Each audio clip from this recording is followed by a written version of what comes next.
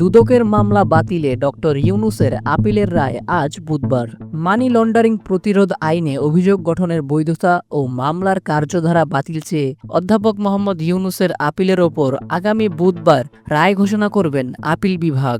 বুধবারের জন্য প্রকাশিত আপিল বিভাগের কার্যকারিতায় রায় ঘোষণার জন্য মামলাটি ১ নম্বর ক্রমিকে রয়েছে। এর আগে মামলা বাতিল চেয়ে আবেদন খারিজ করে হাইকোর্টের রায়ের বিরুদ্ধে আপিলের ওপর শুনানি শেষে গত ১৯ মার্চ প্রধান বিচারপতি সৈয়দ রেফাত আহমেদের নেতৃত্বে আপিল বিভাগ রায়ের জন্য ২৩ এপ্রিল দিন ঠিক করেন।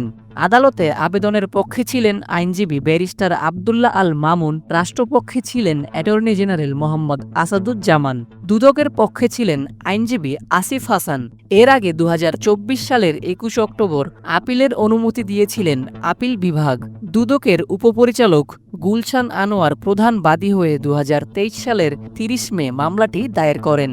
তদন্ত প্রতিবেদনে বলা হয়, আসামিরা ২৫ কোটি ২২ লাখ টাকা আত্মসাৎ করেছেন। অবৈধভাবে অর্থ স্থানান্তর করা হয়েছে, যা মানি লন্ডারিং প্রতিরোধ আইনে অপরাধ। গত বছরের ১২ জুন ওই মামলায় অধ্যাপক ইউনূস সহ ১৪ জনের নামে অভিযোগ গঠন করেন ঢাকার বিশেষ জজ আদালত ৪ এর বিচারক সৈয়দ আরাফাত হোসেন। এ অবস্থায় অভিযোগ গঠনের বৈধতা নিয়ে মামলার কার্যক্রম বাতিল চেয়ে অধ্যাপক ইউনূস সহ ৭ জন হাইকোর্টে আবেদন করেন। আবেদনের ওপর গত বছরের ১১ জুলাই শুনানি শেষ হয়। পরে গত ২৪ জুলাই বিচারপতি মোহাম্মদ নজরুল ইসলাম তালুকদার ও বিচারপতি কাজী ইবাদত হোসেনের হাইকোর্ট বেঞ্চ আবেদন খারিজ করে আদেশ দেন। এরপর আপিল বিভাগে আবেদন করেন অধ্যাপক ইউনূস। আইনজীবী ব্যারিস্টার আব্দুল্লাহ আল মামুন বলেন, অভিযোগ গঠনের বিরুদ্ধে আমরা হাইকোর্টে গেলাম। হাইকোর্ট বাতিল আবেদন খারিজ করে দিলেন। পরে আপিল বিভাগে গেলাম। আপিল বিভাগ বললেন, এ মামলা চলে না, কারণ মামলাটি প্রত্যাহার করা হয়েছে ১১ আগস্ট। আমরা বললাম, না, মামলা প্রত্যাহার হয়নি, কারণ এটি অবৈধ। ১১ আগস্ট কোনো নোটিশ ছাড়া বিনা কারণে মামলা বাদ দিলেন। তিনি বলেন, এটি বাদ দেওয়ার কোনো ক্ষমতা নেই। আমরা তা আদালতকে বোঝাতে সক্ষম হলাম। পরে আবেদনের জন্য শুনানিতে বললাম, অধ্যাপক ইউনূসের বিরুদ্ধে কোনো অভিযোগ নেই। শ্রমিকের টাকা শ্রমিকের অ্যাকাউন্টে বিতরণ হয়েছে, এটি তো কোম্পানির টাকা নয়।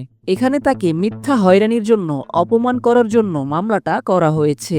আর অধ্যাপক ইউনূসও বলেছেন, প্রধান উপদেষ্টা হওয়ার পরপরই মামলাটা প্রত্যাহার হয়ে গেল। আমার আইনজীবীও তা জানে না, প্রতিষ্ঠানও জানে না। আমি আইনিভাবে মোকাবেলা করব। যদি দোষী প্রমাণিত হই তাহলে সাজা মেনে নেব, আইনের মাধ্যমে সমাধান করব, উল্লেখ করেন আইনজীবী আব্দুল্লাহ আল মামুন। প্রতিবেদনটি ভালো লেগে থাকলে আপনার ফেসবুক টাইমলাইনে শেয়ার করুন এবং খবর রূপান্তর পেজটি ফলো করতে ভুলবেন না। সেই সঙ্গে আমাদের ইউটিউব চ্যানেলটি সাবস্ক্রাইব করে রাখুন। এতক্ষণ খবর রূপান্তরের সাথে থাকার জন্য আপনাদের সবাইকে অসংখ্য ধন্যবাদ।